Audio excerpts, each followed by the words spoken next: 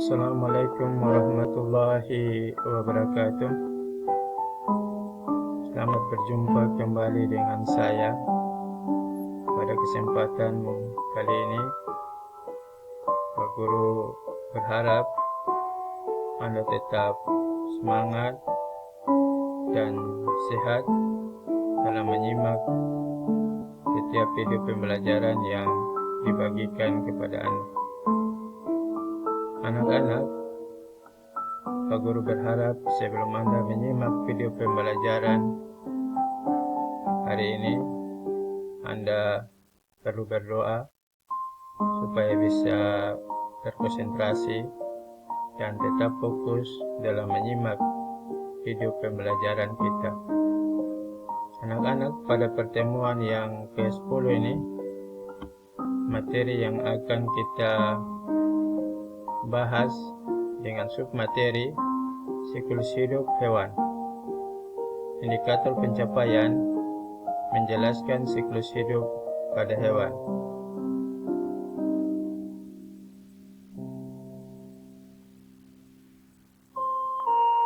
Mari kita lihat siklus hidup pada hewan. Anak-anak, apakah semua hewan mengalami siklus hidup yang sama? Apakah hewan-hewan dapat memiliki tahap generatif dan vegetatif? Tahukah kamu tentang hewan laut ubur-ubur? Nah, ini adalah gambar hewan laut ubur-ubur, tahap polip dan medusa. Jadi pada tahap medusa, ubur-ubur mengalami perkembangbiakan generatif, dan sedangkan pada tahap polip, ubur-ubur mengalami perkembangbiakan vegetatif. Nah, ini adalah siklus hidup dari ubur-ubur. Jadi pada tahap medusa, ubur-ubur akan menghasilkan zigot. Jadi hasil pada fase generatif dia menghasilkan zigot, kemudian zigot berkembang menjadi planula dan tumbuh pada dasar laut yang disebut dengan Pseudosphaera, dan akan berkembang dan tersusun menjadi strobila. Dan masing-masing strobila kemudian akan mampu terpisah menjadi alvira, dan alvira juga akan berkembang kembali menjadi bentuk medusa. Demikian siklus hidup dari hewan ubur-ubur. Anak-anak, pada satu siklus hidup, ubur-ubur dapat bereproduksi secara seksual dan secara aseksual. Jika berada pada tempat yang sesuai, larva akan tumbuh menjadi polip. Pada bentuk polip, ubur-ubur dapat berkembang biak secara aseksual melalui tunas.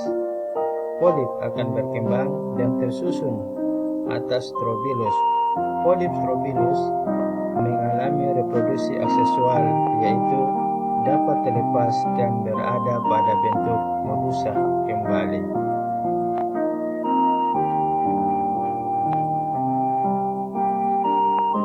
Kita lihat metamorfosis.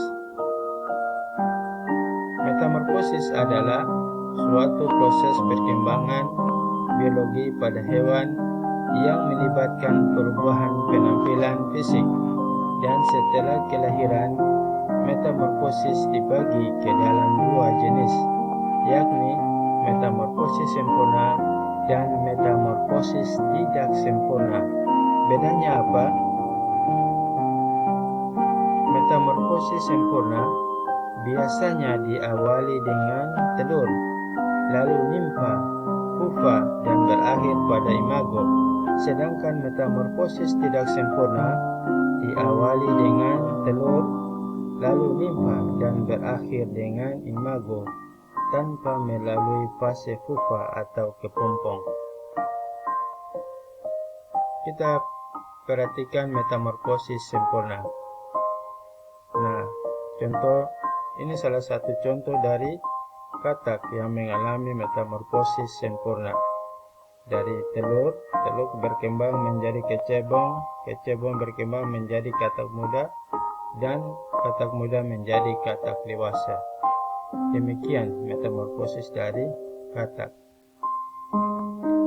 Meskipun tidak melalui fase pupa, namun katak mengalami tingkat perubahan bentuk yang sangat drastis dari setiap fase metamorfosisnya.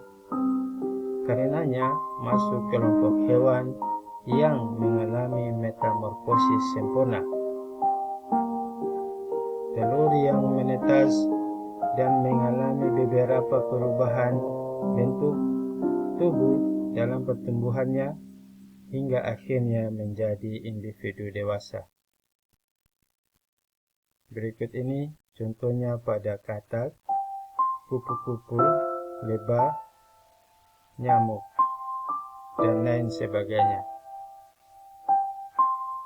Nah, ini beberapa contoh metamorfosis sempurna.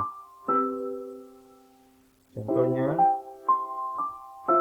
metamorfosis dari kupu-kupu, dia menghasilkan telur, kemudian telur menjadi ulat atau larva, dari larva menjadi pupa atau kepompong, dan kepompong akan berkembang menjadi kupu-kupu.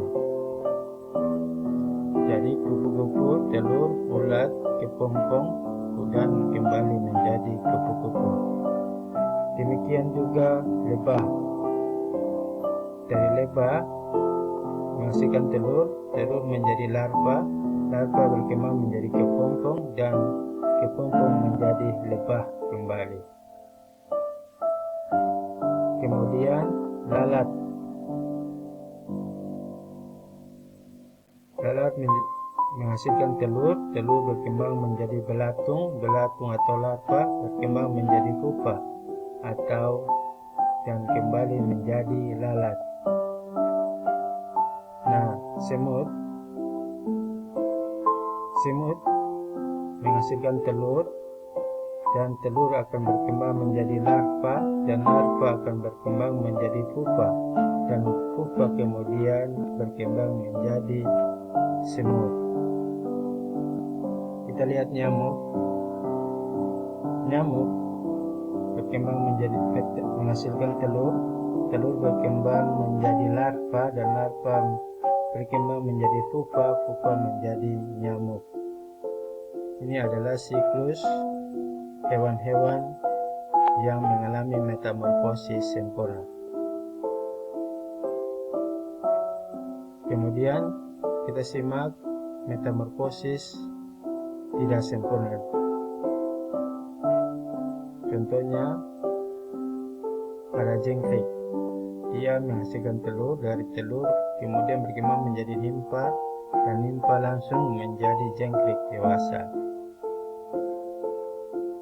Nah, ini belalang. Dari belalang menghasilkan telur, dan telur menjadi nimfa, nimfa berkembang menjadi belalang. Kemudian capung menghasilkan telur, telur menjadi nimfa, nimfa berkembang menjadi imago atau capung dewasa. Ini adalah larung. Larung menghasilkan telur, telur menjadi nimfa, nimfa menjadi imago atau larung dewasa. Dan larung dewasa terdiri dari bisa raja atau ratu. Anak-anak, ini adalah soal latihan yang perlu Anda kerjakan di rumah.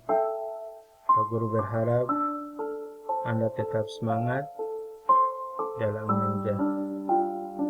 menjawab setiap pertanyaan yang diberikan kepada Anda. Perhatikan gambar metamorfosis katak dan belalang di samping ini. Nah, ini adalah gambar metamorfosis dari katak dan belalang. Kemudian, jawablah pertanyaan berikut. 1. Mengapa katak termasuk hewan yang mengalami metamorfosis sempurna? 2. Mengapa belalang termasuk hewan yang mengalami metamorfosis tidak sempurna? Jawaban pertanyaan ini dikirim pada WA atau Messenger paling lambat 1 minggu setelah Anda selesai menyimak video ini.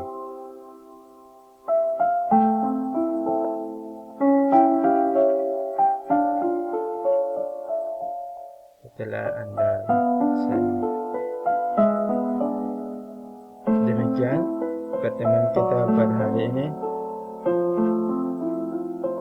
Untuk pertemuan selanjutnya, kita akan mempelajari materi tentang genetika pada hari Kamis nanti. Assalamualaikum warahmatullahi wabarakatuh.